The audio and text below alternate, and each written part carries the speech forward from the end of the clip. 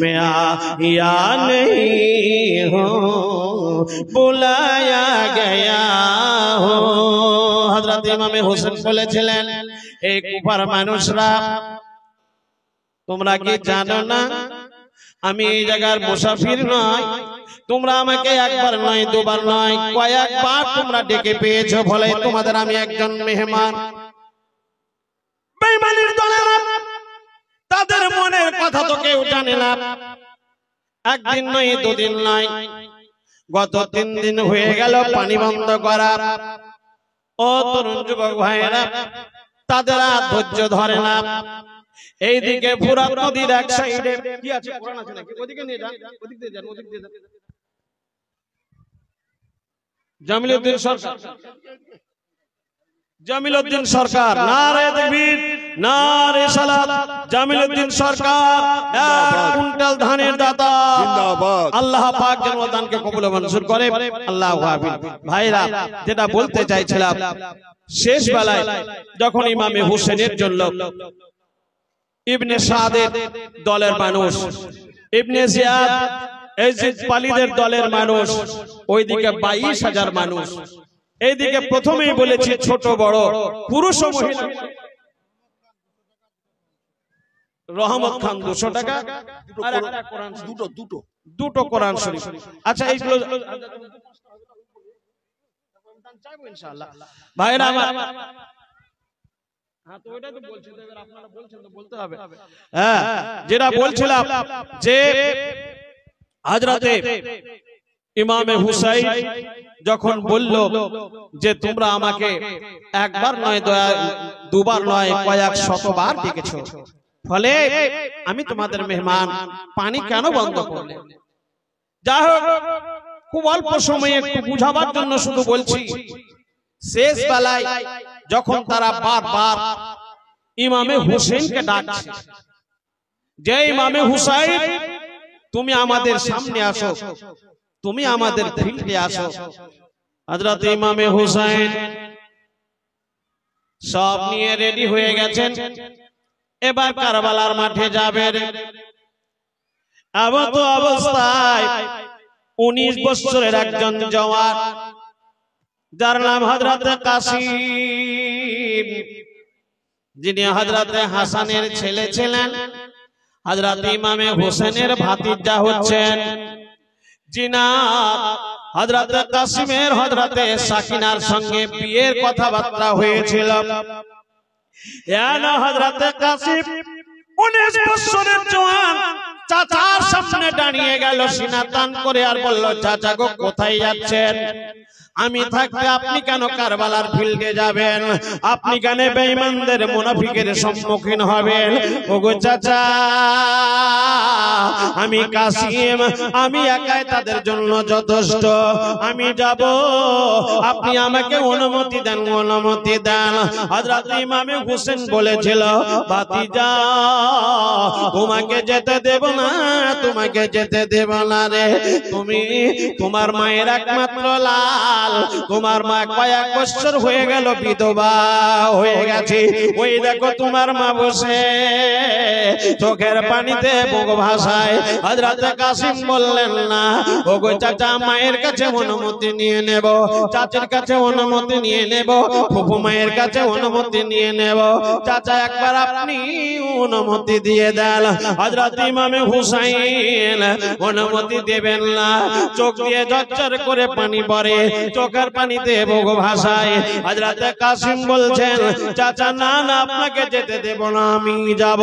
শেষ বেলায় ইমামে হোসেন যখন রাজি হবে না, হযরত কাসিম বলল, চাচা গো আপনি কি জানেন না আমার আব্বা সেই মহা কষ্টের সময় যখন তার শরীরখানা বিষের জন্য জ্বলতেছিল, যখন ছটফট করতেছিল, ওগো চাচা আপনি কি জানেন না আমি কাসিম আমাকে ডেকে আদর করে ভালোবাসা দিয়ে সেই সময় বলেছিল, ও আমার বেটা কাসিম, আজকে তোমাকে আমানত স্বরূপ একটা তাবিজ দিচ্ছি রে, এই তাবিজটা তুমি তোমার কাছে অতি যত্নের সহিত রেখে দাও। যেই দিন মহা বিপদের সম্মুখীন হবে, যেই দিন মহা বিপদে পড়বে, এই তাবিজখানা খুলে তুমি দেখবে, এই তাবিজখানা খুলে তোমার চাচাকে দেখাবে। ও গো চাচা, ওই তাবিজের কথা মনে পড়ে গেছে, ওই তাবিজখানা একটু খুলে দেখুন, ওই তাবিজের মধ্যে কি লেখা আছে। হযরত ইমামে হুসাইন তাবিজখানা যখন খুলে দেখলেন, ও তরুণ যুবক ভাইরা, ও জননী মায়েরা রে, হযরত কাসিমের জন্য বলা হয়েছে আমার ভাইকে রেখে সর্বপ্রথম যখন মহাবিপদের সম্মুখীন হবে, ইয়া আমার লাল, ইয়া আমার সোনামানি, ইয়া আমার জান্নাতি ফুল কাসিম রে, সর্বপ্রথমে ওই বিপদের সম্মুখীন তুমি হবে। মুহাব্বতে বলুন সুবহানাল্লাহ, সুবহানাল্লাহ। হযরত ইমামে হুসাইন কাসিমের মাথায় হাত রেখে দোয়া করলেন আর বললেন, ইয়া আমার ভাতিজা যাও, যাও রে, তোমার মায়ের কাছে একটু অনুমতি নিয়ে নাও। মা অনুমতি দিল, চোখের পানিতে বুক ভাসালো। 19 বছরের জওয়ান ও আমার এই চূড়ামনের মাদেরকে বলবো, তরুণ যুবকদেরকে বলবো, বয়োজ্যেষ্ঠ বাবা চাচাদেরকে বলবো, মা রে, আজকে মাদ্রাসার জন্য তোমার ছেলের জীবন দিতে হয় না, মাদ্রাসার জন্য তোমার স্বামীর জীবনকে কেড়ে নেই না, এই মাদ্রাসার জন্য তোমাকে নিজের জীবনকে কুরবান করতে হয় না। আসরে কাসিমের প্রতি কুরবান হয়ে যাও, শুধুমাত্র ইসলামের পতাকাকে স্ট্রং রাখার জন্য, ইসলামের পতাকাকে খাড়ো রাখার জন্য তারা নিজের জীবনকে কুরবান করে দিয়েছিল। হযরত কাসিম খোলা তলোয়ার নিয়ে, যুদ্ধের পোশাক পরে, ঘোড়ার পিঠে চড়ে সুবহানাল্লাহ দ্রুত গতিতে 22,000 লোকের সামনে হাজির হলে। কত লোকের সামনে? 22,000 লোক, চারিদিকে হই হই করছে। ইবনে সাদ ইমামে কাসিমকে দেখে বলল, ইবনে সাদের বিশাল একটা পালোয়ান মানুষ ছিল, যার নাম ছিল আরজাক। আরজাককে ডেকে বলল, আরজাক, আর দেরি করা চলবে না, যাও ফিল্ডে যাও, এখনই যাও ফিল্ডে। ওই দেখো 19 বছরের জওয়ান হযরত কাসিম ফিল্ডে চলে এসেছে। মনে রাখবেন ভাইরা আমার, যারা বেঈমান মুনাফিক হয় তাদেরও প্রচন্ড অহংকার থাকে। সেই আরজাক বেঈমান পালোয়ান বলল, ইবনে সাদ, আপনি কি আমাকে কমজোর ভেবেছেন নাকি? যে 19 বছরের ছেলের সঙ্গে আমি লড়াই করতে যাব, এটা আমার জন্য সম্ভব নয়, আমার ছেলেরাই যথেষ্ট। ওই কাসিমের জন্য আমার ছেলেরাই যথেষ্ট, ফলে আমি যাব না। ইবনে সাদ বলেছিল, এ আরজাক, মনে হয় কোন জায়গায় তোমার ভুল হচ্ছে রে। তুমি কি জানো না ওই ছেলেটি কোন বংশের ছেলে? বয়স কম হতে পারে। এ আরজাক, তুমি গেলেই বড় ভালো হতো। সেই বেঈমান আরজাক বলেছিল, না না, আমি কেন যাব? আমার 4খানা ছেলে আছে, যাকে পাঠাবো এখনই তার মুন্ডখানা মাথাখানা কেটে নিয়ে তোমার কাছে হাজির করে দেবে। ইবনে সাদ বলেছিল, তা কোনোদিন হতে পারে না, তবে যাও। তুমি যদি না যাও, তোমার যেটা মনে হচ্ছে সেটাই করো, তোমার ছেলেদেরকে পাঠাও। আরজাক মনে মনে করলো, ছোটকে পাঠা হবে না, লউকে পাঠা হবে না, মেজোকে পাঠা হবে না, ফলে বড় ছেলেকে পাঠিয়ে দিই, তাহলে সে এখনই তাকে শেষ করে মেরে দিয়ে আমার সামনে তার কাটা মাথাখানা হাজির করবে। আর তার বড় ছেলেকে বলল, আমার বেটা শোনো, যাও এখনই বাঘের মতো আওয়াজ দিয়ে সে আরজাকের সামনে তুমি হাজির হয়ে যাও। আরজাককে বলল, যাও এখনই তুমি কাসিমের সামনে হাজির হয়ে যাও রে। যেমনই তার বেটাকে আরজাক বলল, তার বেটা বলল, আব্বা গো, আপনি যাবেন না বলে না, তুমি চলে যাও। আরজাকের বেটা বাঘের মতো গর্জন দিয়ে সুবহানাল্লাহ দ্রুত গতিতে দৌড়ে হযরত কাসিমের সামনে হাজির হয়ে গেল। হযরত কাসিম বলছে, তো কেন এলি? তোর নিজের জীবনখানাই বেকার হয়ে যাবে, শেষ হয়ে যাবে, এখনই চিরতরের মতো জাহান্নামী হয়ে যাবি। আর যাকের বেটা বলেছিল, এ কাসিম, তোমার বক্তব্য ভাষণ শোনার জন্য আসেনি, যার জন্য এসেছি সেটা শুরু করে দাও। লড়াই শুরু হয়ে গেল। হযরত কাসিম বলল, এই আরজাকের বেটা শুনে নে, আমরা সর্বপ্রথম কাউকে দোষ করতে যাই না, কিন্তু যদি কাউরি দোষ পাই তাকে জীবিত ছেড়ে দিই না, তাকে চিরতরের মতো নরকদাহী করে দেব, জাহান্নামী করে দেব। এই যেমনই আরজাকের বেটা প্রথমে তলোয়ার ঢাললো, হযরত কাসিম তলোয়ারখানা রুখে নিল।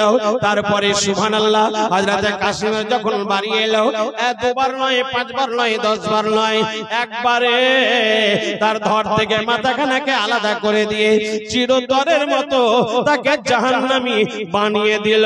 মুহাব্বতে বলুন সুবহানাল্লাহ। ওইদিকে 22,000 লোকের মধ্যে আরজাক দাঁড়িয়ে আছে, বাঘের মতো গর্জন দিচ্ছে, আর যেন তড়পিতে আছে, তবু প্রেস্টিজ বাহাল রাখছে। এবার তার মেজ ছেলেকে পাঠালো, তারপরে তাকেও শেষ করে দিল। লও ছেলেকে পাঠালো, তাকেও শেষ করে দিল।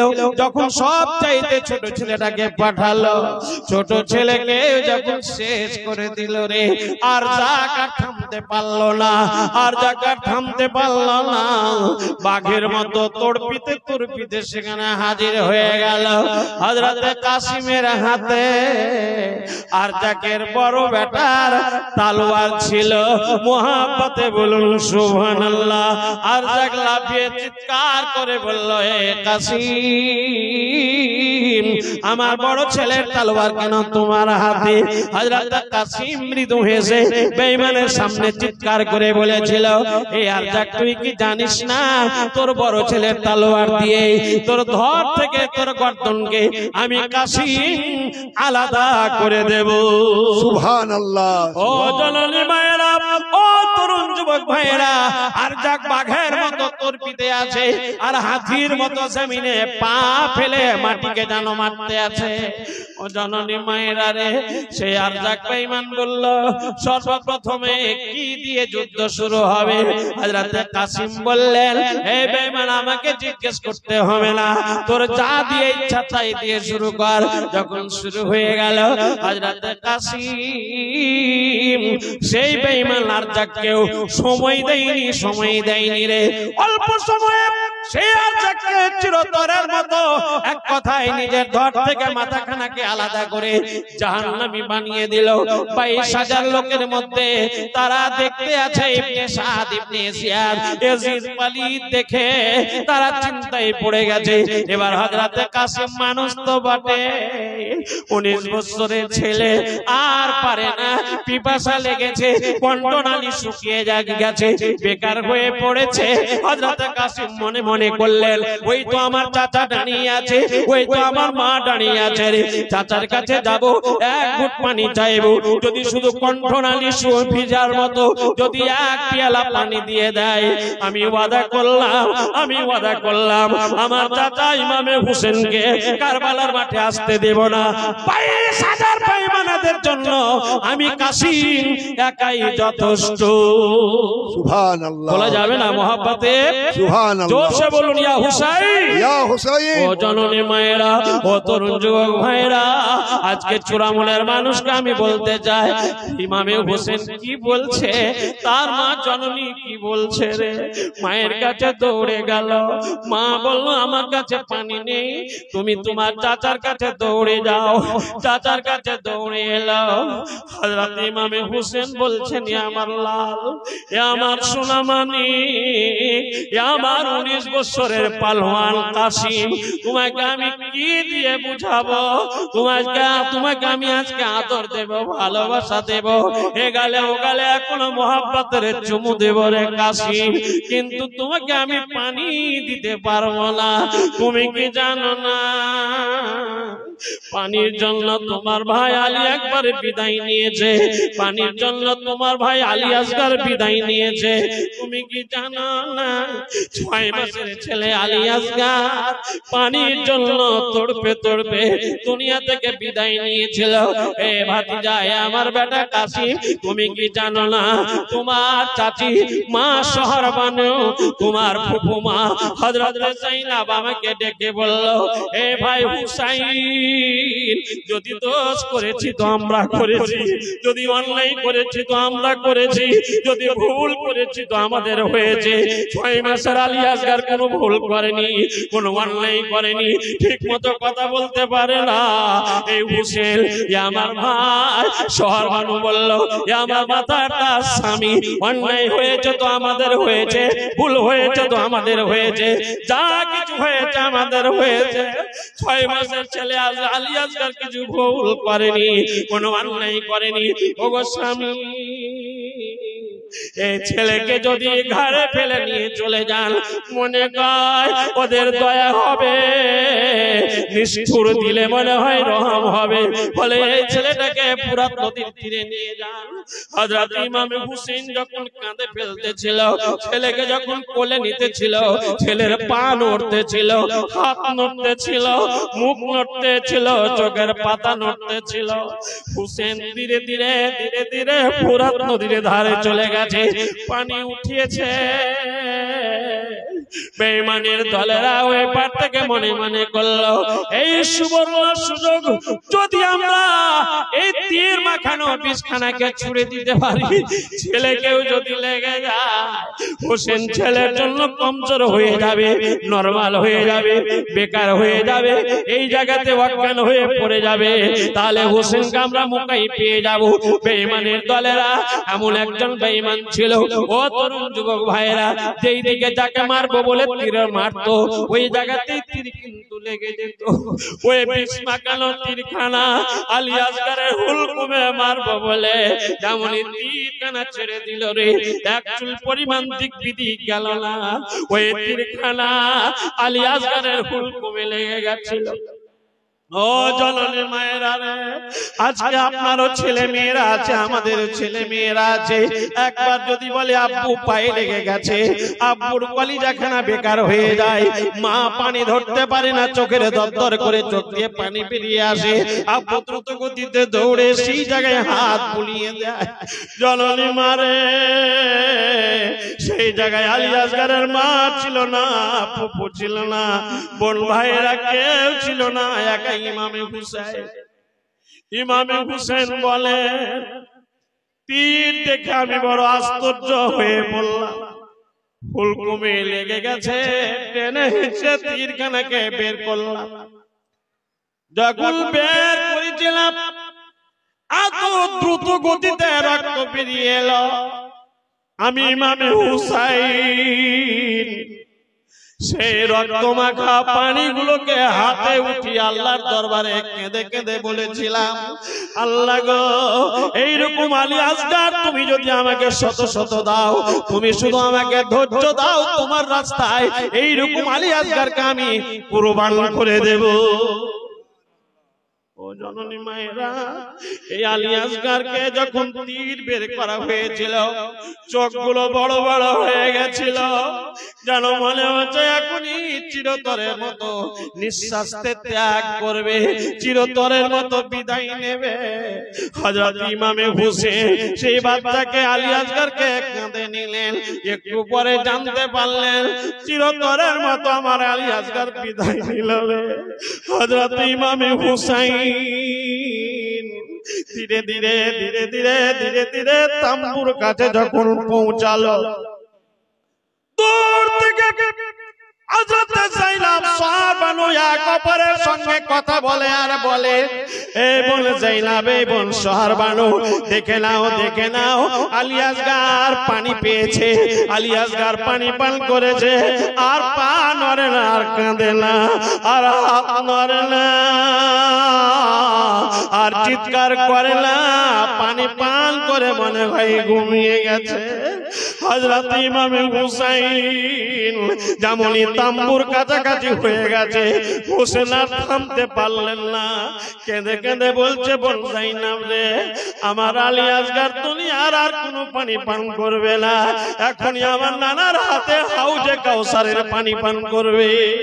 সুবহানাল্লাহ। হযরতে যায়েনাব জানতে পারলেন, শহর বানু জানতে পারলেন, চিরতরের মতো আলী আসগার বিদায় নিয়েছে। শহর বানুর কোলে যখন আলী আসগারকে দেওয়া হলো, হযরতে শহর বানু কেঁদে কেঁদে বলে, ইয়া আমার সোনা মানিক, ইয়া আমার জান্নাতি ফুল আলী আসগার, যখন তুমি যেতেছিলে তোমার মুখ কান আমার কনে লাগিয়ে দিয়েছিলাম, দুধে চুষু দিতেছিলে, দুধ বের হয়নি। এ আলী আসগার, যখন আমি তোমার মা তোমার আব্বুর কোলে উঠিয়ে দিয়েছিলাম, আমার দিকে বারবার দেখতেছিলে, আর একবার দেখো, আর একবার দেখো, আর দেখবে না। শেষ বেলায় বলতে বলতে শহর বানু অজ্ঞান হয়ে গেলেন, কেউ কোথাও নাই। ইমামে হোসেন বাইরে দাঁড়িয়ে হযরতে যায়েনাব কাছে। হযরতে যায়েনাব কেঁদে কেঁদে ইমামে হোসেনকে বলতে এলো, ভাই হুসাইন, শহর বানু জ্ঞান হারা হয়ে গেছে। ইমামে হোসেন বললেন, বোন যায়েনাব, শুনেছি মায়ের মুখে আব্বুর মুখে যদি কাউরি জ্ঞান হারা হয়ে যায়, তার চোখে মুখে পানি ছিটা দিলে জ্ঞান ফিরে আসে রে। আমাদের তাম্বুতে পানি নাই, ফলে তার শরীরে হাত দাও, মনে হয় জ্ঞান ফিরে আসবে। যেমনই হাত দেওয়া গেল, একটু পরে জ্ঞান ফিরে গেল। ও তরুণ যুবক ভাইরা, জননী মায়েরা, এত দুঃখ ভরা, এত কষ্ট ভরা মনকে নিয়ে সেই জায়গায় দাঁড়িয়ে আছে। একজন পিউন তাম্বুর কাছে এসে আওয়াজ দিয়ে বলছে, হুসাইন কার নাম, হুসেন কার নাম। মদিনাতে হযরতে শুকরাকে রেখে আসা হয়েছিল। শুকরা ছোট্ট মেয়ে, চিঠি লিখেছে, আব্বু আমাকে মদিনায় একাই ভালো লাগে না, ফলে আমাকেও নিয়ে চলেন, আমি আমার ছোট্ট ভাই আলী আসগারের জন্য পাঞ্জাবি পায়জামা বানিয়েছি। আব্বু, আমি আমার ছোট ভাই আলী আসগারের জন্য বিভিন্ন রকমের খেলনা কিনেছি, মাথার টুপি কিনেছি, আপনি আমাকে তাড়াতাড়ি সেই তাম্বুতে নিয়ে চলেন। এভাবে চিঠি লিখেছে। হোসেন পড়ছে, জননী মায়েরা রে, যার নানি হযরতে শুকরার নানি, এক কথায় হযরতে ফাতেমা, হযরত ইমামে হোসেনের মা হযরতে ফাতেমা, এমন একজন মা ছিলেন যিনাকে বলা হয়েছে জান্নাতুন নিসা। যেই জায়গায় হযরত ইমামে হোসেন শহীদ হয়েছিলেন, ও জননী মায়েরা, কথার কসম করে বলি, ওই জায়গায় যেই মেয়ে এমন একজন ছেলেকে পেয়েছিল, ছেলে এমন একজন মাকে পেয়েছিল, শহীদের জায়গায় মা ঝাড়ু লাগিয়েছিল। মোহাব্বতে বলুন সুবহানাল্লাহ। সূরা রাতে বোরখা পরে মা ফাতেমা সিয়া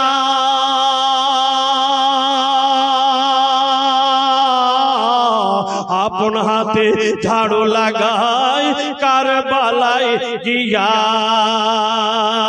রে চুলাই বিছখানে আমার নবী জিন্দা শুয়ে রয়। সুবহানাল্লাহ, সুবহানাল্লাহ। মোহাব্বতে বলুন, দুটো হাত উঠিয়ে বলুন, ইয়া রাসূলুল্লাহ, ইয়া রাসূলুল্লাহ। ওরে ভূমি মদিনার ভূমি, ওরে ও মাটি মদিনার মাটি, দুই দিকে দুই সাথী হাই, বিছখানে আমার নবী জিন্দা শুয়ে রয়, বিছখানে আমার নবী জিন্দা শুয়ে রয়। যেতে যদি পারতাম আমি সোনার মদিনা, গিয়ে আমি সালাম দিতাম নবীজির রওজায়।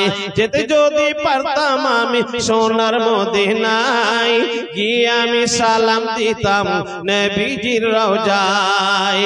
মদিনার ওই ধুলা বালি, মদিনার ওই ধুলা বালি পাই যদি সামনে আমি, মাকতাম আমি পেলে পরে সুরমা বলে হায়। বিছখানে আমার নবী জিন্দা শুয়ে রয়, বিছখানে আমার নবী জিন্দা শুয়ে রয়। ওরে ও ভূমি মদিনার ভূমি, ওরে ও মাটি মদিনার মাটি, দুই দিকে দুই সাথী হায়। বিছখানে জিন্দা নবী আমার শুয়ে রয়। বলা যাবে না মোহাব্বতে? বিছখানে আমার নবী জিন্দা শুয়ে রয়। সুবহানাল্লাহ। রওজাতে শুয়ে নবী কাঁদে যারে যার, পাপে ভরা গুনায় ভরা উম্মত আমার। বলা যাবে না জোরছে? সুবহানাল্লাহ। মোহাব্বতে বলুন সুবহানাল্লাহ। রওজাতে শুয়ে নবী কাঁদে যারে যার, পাপে ভরা গুনায় ভরা উম্মত আমার। কিয়ামতের দিনে নবী, কিয়ামতের দিনে নবী করবেন যে রোনা জারি, কিয়ামতের দিনে নবী করবেন যে রোনা জারি। আল্লাহর দরবারে পড়ে, আল্লাহর দরবারে নবী পড়ে সেজদায়। বিছখানে আমার নবী জিন্দা শুয়ে রয়, বিছখানে আমার নবী জিন্দা শুয়ে রয়। রওজাতে শুয়ে নবী কাঁদে যারে যার, পাপে ভরা গুনায় ভরা উম্মত আমার। কিয়ামতের দিনে নবী, কিয়ামতের দিনে নবী করবেন যে রওনা জারি। আল্লাহর দরবারে নবী পড়ে সেজদায়। বিছখানে আমার নবী জিন্দা শুয়ে রয়, বিছখানে আমার নবী জিন্দা শুয়ে রয়। ওরে ও ভূমি মদিনার ভূমি, ওরে ও মাটি মদিনার মাটি, দুই দিকে দুই সাথী হায়। বিছখানে আমার নবী জিন্দা শুয়ে রয়। ভাইরা মাশাআল্লাহ, তবে অন্যান্য বছর নেই, মাদ্রাসায় এবার ছেলেদের মাথায় পাগড়ি বাঁধা হবে, শ্রোতাবিন্দুর আরো প্রয়োজন ছিল। যাই হোক, একজন যোগ্য মায়ের যোগ্য ছেলে 500 টাকা দান করেছে, আল্লাহ পাক দানকে কবুল ও মঞ্জুর করে। আল্লাহু আকবার। আরেকজনকে 500 টাকা দিয়ে গেল মাহবুব মেম্বার, দান এদিকে 500 এদিকে রাখেন। মাহবুব মেম্বার সাহেব ও তো 1000 দিয়েছে। ওহিদুল, আরেকজন মেম্বার সাহেব 500 টাকা, আরেকজন ওহিদুল সাহেব নাকি 1000 টাকা। যাই হোক, আল্লাহ পাক আমাদের দানকে কবুল ও মঞ্জুর করে। আল্লাহু আকবার। ভাইরা, আমি জানি চূড়ামুড়ের মানুষ খুব সুন্দর দান করে, তবে দান একটা ভিন্ন জিনিস। নামাজ, রোজা, হজ, যাকাত যা কিছু আছে তা চাইতে দান একেবারে একটা ভিন্ন জিনিস।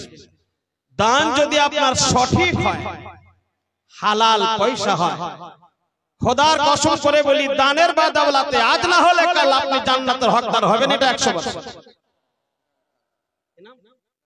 বেলাল খান, সুবহানাল্লাহ, নারে তাকবীর, নারে রিসালাত। বেলাল খান 1000 টাকার দাতা, এখনো দান চাইনি, এখনো দান চাইনি। ইনশাআল্লাহ চাইবো তখন দেবে মানুষ, তবে আপনারা দিলে পরে আমি নেব।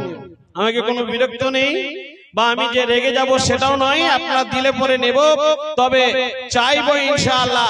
প্রথমত একটু বক্তব্য শুনুন। আসুন, আল্লাহ পাকের পবিত্র কোরআন থেকে তেলাওয়াত করেছি, বালা তাকুলু লিমান ইয়ুকতালু ফি সাবিলিল্লাহি আমওয়াত বাল আহইয়াউ ওয়ালাকিন লা তাশউরুন।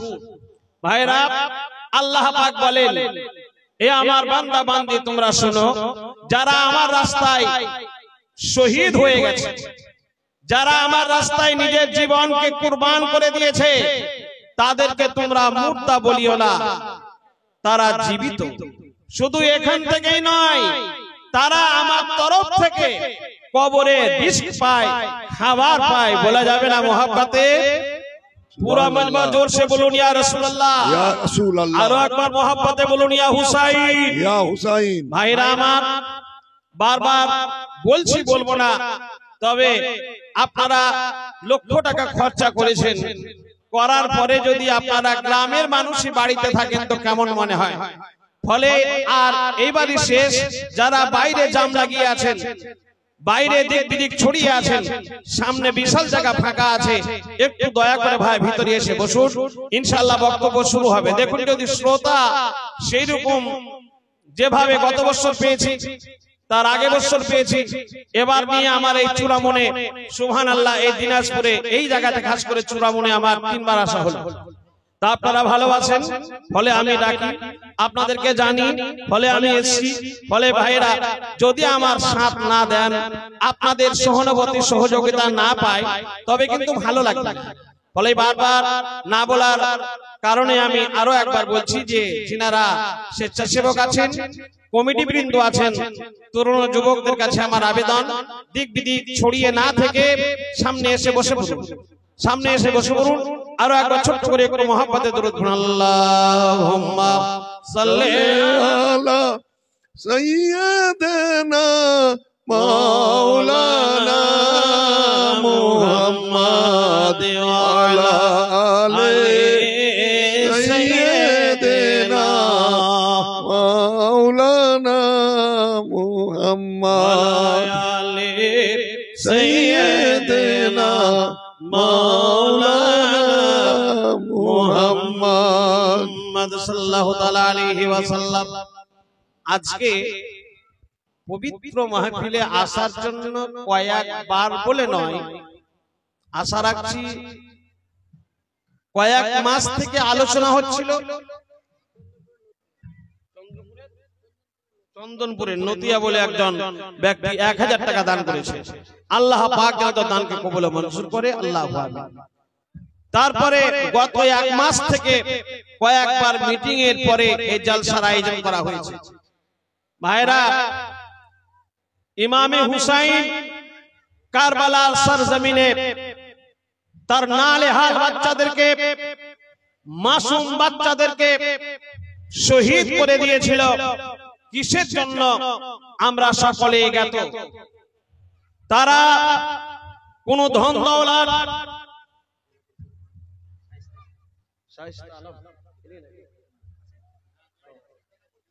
কত আছে? 7,000 টাকা, 10,000 টাকা হবে না? শাহিস্তা আলম, ঠিক আছে। নারে তাকবীর, নারে সালাম। ইয়া রাসূলুল্লাহ, শাহিস্তা আলম সাহেব জিন্দাবাদ। একজন জেলা পরিষদের মেম্বার, জিন্দাবাদ। 7,000 টাকার দাতা, জিন্দাবাদ। শাহিস্তা আলম জিন্দাবাদ। একজন জেলা পরিষদের মেম্বার, জিন্দাবাদ। নগদ 7,000 টাকার দাতা। জিন্দাবাদ। যাই হোক, আমার মুসলিম ভাই বলে আজকে জেলা পরিষদের মেম্বার হয়ে তার মনে এক কথায় জেগেছে যে চূড়ামন মাদ্রাসায় যতটুকু পারবো আমি দান করব। এখন জেলা পরিষদের মেম্বার মানে এমএলএ এর পরে পরে স্থান নাকি? এমএলএ এর পরে পরে স্থান জেলা পরিষদের মেম্বার। তো যাই হোক, ওনাদেরও ইনকাম খুব মোটা অঙ্কের ইনকাম, কিভাবে করে ওনারাই ভালোভাবে জানে, সেই নিয়ে আমি বলতে চাইছি না। ভাইরা, আমার জেলা পরিষদের মেম্বারও একজন মোটা অঙ্কের তার ইনকাম থাকে বা মানুষদের পাশে দাঁড়ায়। আমার এলাকাতেও জেলা পরিষদের মেম্বার আছে, সুবহানাল্লাহ, ভালো মানুষ। আল্লাহ পাক যেন শাহিস্তা আলমকে এবং আরো দিক বিদিক যারা নেতা নেত্রী, জাতি ধর্ম নির্বিশেষে সকলে আছেন, ওনাদেরকে বলবো গরিবদের মাদ্রাসার এসব আপনারা যদি সাইডে দাঁড়ান, আশা রাখছি এগুলো ধীরে ধীরে এগিয়ে যাবে বা মানুষের মনোবল মনোসাহস বাড়বে। যেটা বলতে চাইছিলাম, হযরত ইমামে হুসাইন, হযরত ইমামে হুসাইন এমন কোন জিনিসের জন্য নয় মসজিদ মাদ্রাসার জন্য দ্বন্দ্ব নয়, কোন সিংহাসনের জন্য দ্বন্দ্ব নয়, শুধুমাত্র বেনামাজির হাতে হাত দেবে না বলে, বেঈমান মুনাফিকের হাতে হাত দিয়ে বায়াত গ্রহণ করবে না বলে, ইজিদপালীদের সামনে যাবে না বলে, জননী জন্মভূমি দেশ সোনার মদিনাকে ত্যাগ করতে হয়েছিল। বলুন সুবহানাল্লাহ। হযরত ইমাম হুসাইন মদিনা যখন গভীর রাতে ত্যাগ করেন, আপনার নবী আমার নবী তথা সারা বিশ্বের নবী জনাবে আকা মুহাম্মদুর রাসূলুল্লাহ সাল্লাল্লাহু আলাইহি ওয়াসাল্লামের রওজা মুবারককে ধরে ধরে কেঁদেছিলেন। যে রওজা মুবারকের খিড়কিকে বলা হয়েছে, আপনার নাম কি? আচ্ছা আচ্ছা, আব্দুল সামাদ মাস্টার, ৩,৫০০ টাকা। আব্দুল সামাদ মাস্টার সাহেব উনি কি সভাপতি, প্রাক্তন সভাপতি ইটাহারে। সুবহানাল্লাহ। যাই হোক, শাহিস্তাল নাই নাই আব্দুল সামাদ মাস্টার সাহেব, নারে তাকবীর, নারে সালাত। আব্দুল সামাদ মাস্টার সাহেব ৩,৫০০ টাকার দাতা। আল্লাহ পাক যেন ওনার দানকে কবুল ও মঞ্জুর করে। আল্লাহু আমিন। জানি আমি, ঠিক আছে, জানি ইটাহার এলাকার খাস করে উত্তর